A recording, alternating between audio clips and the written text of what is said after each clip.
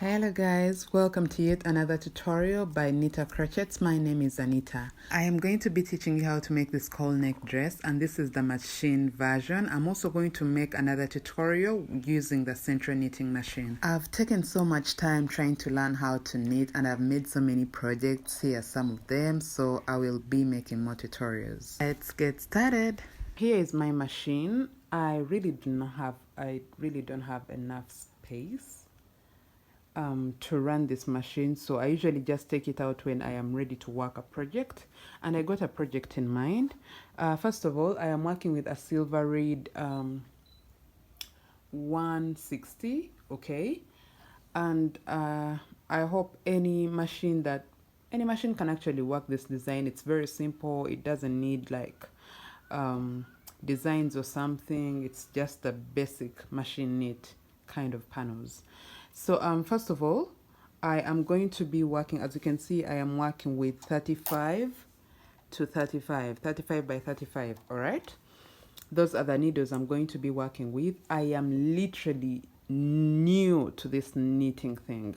I can't promise that everything I am going to say is the formal language of knitting, but I'm just going to give you the basics of how I am learning on the machine and how you can work with so many designs that are not being shown by other machine knitters on YouTube, because I feel like machine knitters are really underrating this whole skill. I feel like there is a lot the machine can do that I haven't found on YouTube during my time of teaching myself the machine. So we are going to work a draped dress, maxi draped dress. Okay, now let me just get my yarn. I'm going to be working with, I don't know the yarn brand, but this is it. I have worked with it before. So this is the type of yarn I'm working with. I really don't know, but I feel it is light. I know it is DK yarn, but I don't know which brand this is. If you have purchased this kind of yarn before, please kindly tell me the brand so I share it with people. I bought the yarn without any labels or something, but I know it is DK yarn. The size is, size 3. It is light in, I don't know, but it feels super soft and really cool, and I love the gradient of it. So this is what I'm going to be working with because my machine is in position to work with this kind of yarn. So yeah, I'm going to be working with this, and I forgot, I am new to this, sorry. So I've set my tension to tension 6. Okay, I think that's all I need to share with you guys before I get started. I'm going to be adding fixing this, I don't know what it's called, but yeah, I'm going to be fixing it right here before I get started on casting my yarn onto the machine. I am casting my yarn onto my machine, and like I said, I am using 35 needles on both sides. Okay, 35 by 35, so that means I'm using 70 needles. For me, this is just enough enough width for the front panel of my skirt. Okay, so you can adjust the number of needles you're working with given the width for your the width that can fit you, because we need 2 panels, one for the front and one for the back. And I'll go ahead with my carriage for a few rows until I know that my yarn is like well placed on the machine. All right, after I have gone around with a few rows, I am now going to add my loads, or I don't know whether they call them weights or something. Yes, I will add them. And now I am going to make sure I have to go back and forth with my carriage. My intention is to have 200 rows, okay? So I'm going to go back and forth until I have the number of rows that I want. Actually, you may work more rows than that if you want more length for your dress. But once you have gone back and forth with your machine, with your carriage, and finished working the number of rows that you want for your panel, you are now going to cast off your yarn. I usually cast off my yarn like this. I don't know about others. I'm still learning this machine. But for every design I try to kill with this machine, I get more confidence. I don't really know most of the terms, formal terms for knitting with this machine, but yeah, At least I get the work done anyway. So I cast off like that.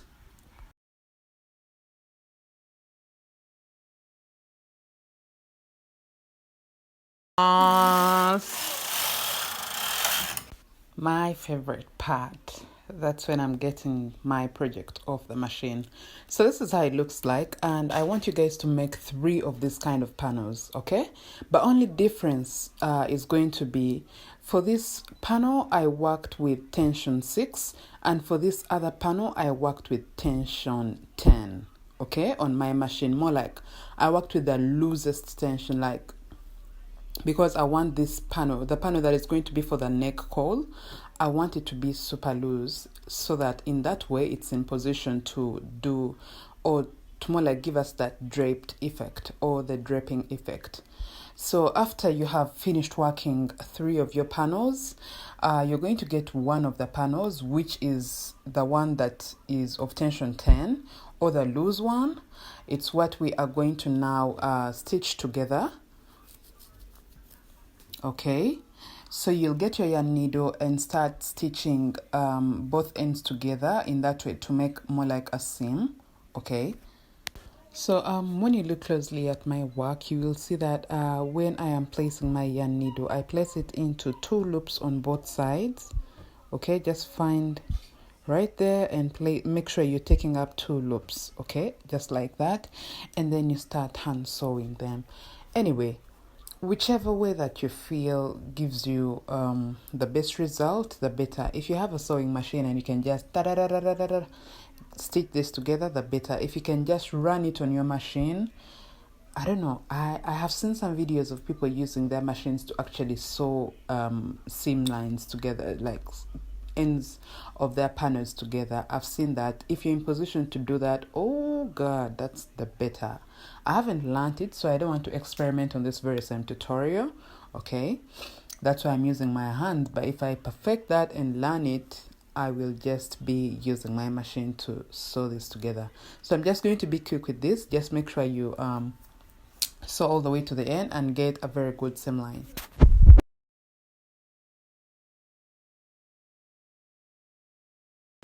Oh yeah, so now here we go. I have finished hand sewing it and it looks like this on the other side. Perfect.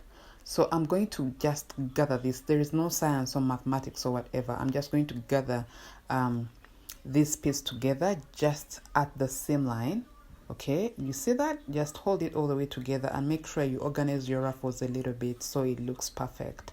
And in that way, also the ruffles are going to run down in that kind of wave to create that drape effect, which will be like very good.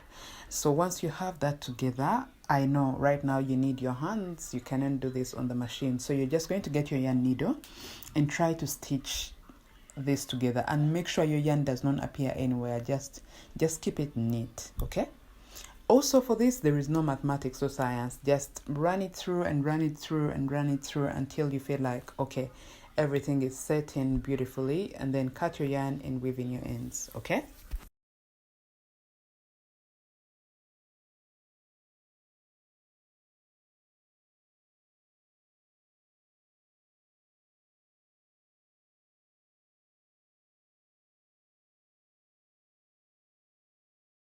all right, so we have this cowl panel. We have finished, you know, creating our cowl, and this is going to be, yeah, the upper piece of our dress. Okay, so what you're going to do from here is you're going to fold it into half. All right, and to be sure, I have already tried to mark where I want my next my stitch markers to be, because that's where I'm going to get it attached onto our skirt panels.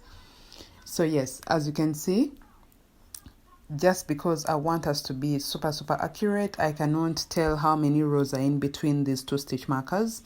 But what I can promise is when you get your tape measure, you are going to measure about 3.5 inches from the center.